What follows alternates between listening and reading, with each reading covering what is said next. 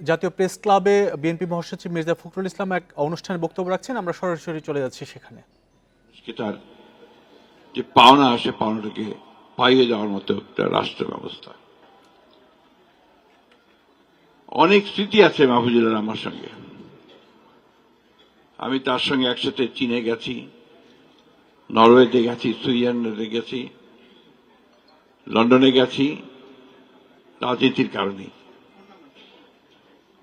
এবং এই একসাথে যাওয়াটা যে কত মধুর হতে পারে, কত জ্ঞান ও গর্ব হতে পারে, সেটা আমি উপলব্ধি করেছি। এখানে ইকবাল হাসান মাহমুদ টুকু আছেন, আমির খসরু সাহেব আছেন। তারা জানেন যে রাজনীতিতে মাহফুজুল্লাহ সক্রিয় ছিল, দল করত না সে, তার যে রাজনৈতিক চিন্তা, সেই চিন্তাকে নিয়ে সে সামনে এগিয়ে যেত। এবং খুব সঙ্গতভাবেই দুটি মানুষের ব্যাপারে সে যে দুটো বই লিখেছে, একটি প্রেসিডেন্ট জিয়াউর রহমান এবং আরেকটি বেগম খালেদা জিয়া,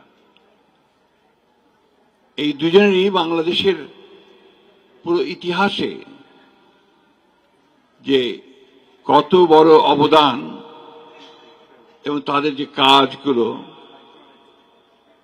মানুষের জন্য যে কতটুকু উপযোগী ছিল, সে কথাগুলো তিনি বলার চেষ্টা করেছেন এবং নির্মমভাবে বলার চেষ্টা করেছেন। প্রচুর কাজ করেছেন। শহীদ প্রেসিডেন্ট জিয়া রহমান সাহেবের বইটা লিখতে তিনি প্রায় 5-6 বছর সময় নিয়েছেন। বেগম জিয়ার উপর বই লিখতে তিনি 4 বছর কাজ করেছেন এবং কোথাও কোনো ফাঁকি দেওয়ার কোনো প্রবণতা তার ছিল না। এই অন্যান্য বইগুলোর কথা বলেছে, ছাত্র ইউনিয়নের ইতিহাস, 69 গণ আন্দোলনের ইতিহাস, আর কোনটাতেই সে শুধু যে ঐতিহাসিকভাবে লিখে গেছে তা নয়, হি ওয়াজ পার্টি অফ ইট। সে সক্রিয়ভাবে সেখানে অংশ নিয়েছে।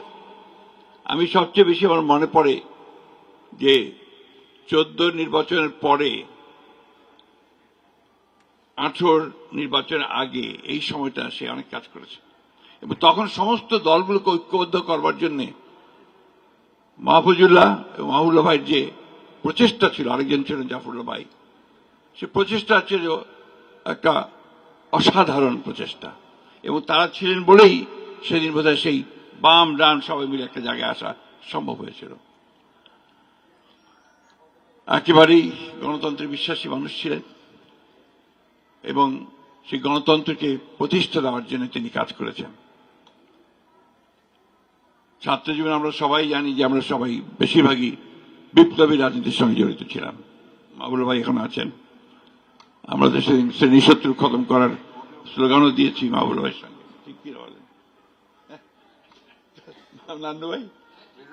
তো সেই শ্রেণী শত্রুর ব্যাপারটা যে সঠিক ছিল না, খতম করার ব্যাপারটা যে সঠিক ছিল না, এবং তারপরে আমরা যে আমাদের রাজনীতির যে চিন্তা ভাবনাগুলো পরিবর্তনে সব মিলে যে একসাথে কাজ শুরু করেছিলাম। আজকে অত্যন্ত আশাবাদী আমরা সবাই যে সেই ফ্যাসিবাদের পরিবর্তন হয়েছে, ফ্যাসিবাদ পালিয়ে গেছে এবং সেই আন্দোলনের মধ্য দিয়ে পালিয়েছে। আমির খসরু সাহেব বলেছেন যে দীর্ঘদিন ধরে এই দেশের রাজনৈতিক দলগুলো তারা যে চেষ্টা করেছে, তারা যে ফ্যাসিবাদের বিরুদ্ধে লড়াই করেছে, সংগ্রাম করেছে, সব শেষে ছাত্র এবং জনতার সমবেত প্রচেষ্টায় সেই সম্ভব হয়েছে। সাংবাদিক মাহফুজুল্লাহর মরণোত্তর 21 পদক প্রাপ্তি উপলক্ষে এক অনুষ্ঠানে জাতীয় প্রেস ক্লাবে বক্তব্য রাখছেন বিএনপি মহাসচিব মির্জা ফখরুল ইসলাম আলমগীর।